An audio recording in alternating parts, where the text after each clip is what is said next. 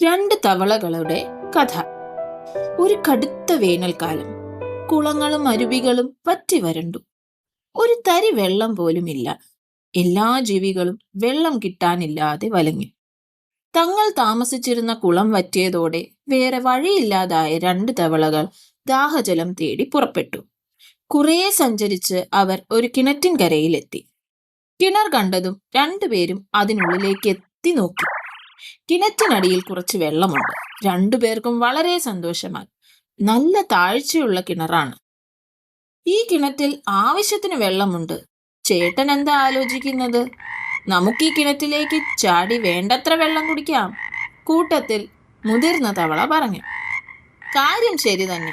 ഈ കിണറ്റിൽ ഇപ്പോൾ ആവശ്യത്തിന് വെള്ളമുണ്ട്. പക്ഷേ നീ ഒന്ന് ആലോചിച്ചു നോക്കിക്കേ, വേനൽ ഇതുപോലെ തുടർന്നാൽ ഇതിലെ വെള്ളവും വറ്റിപ്പോകും. അപ്പോൾ പിന്നെ നാം എന്താ ചെയ്യുക? കിണറ്റിൽ ചാടാൻ എളുപ്പമാണ്, പക്ഷേ ഇതിലെ വെള്ളം വറ്റിയാൽ നമുക്ക് പുറത്തു കടക്കാൻ പോലും പറ്റില്ല. നാം ഇതിനുള്ളിൽ കുടുങ്ങിപ്പോകില്ലേ? ഇളയവൻ തവള പറഞ്ഞു. അപ്പോഴാണ് മൂത്തയാൾ ആ കാര്യം ചിന്തിച്ചത്. അവന് വേഗം അപകടം മനസ്സിലായി.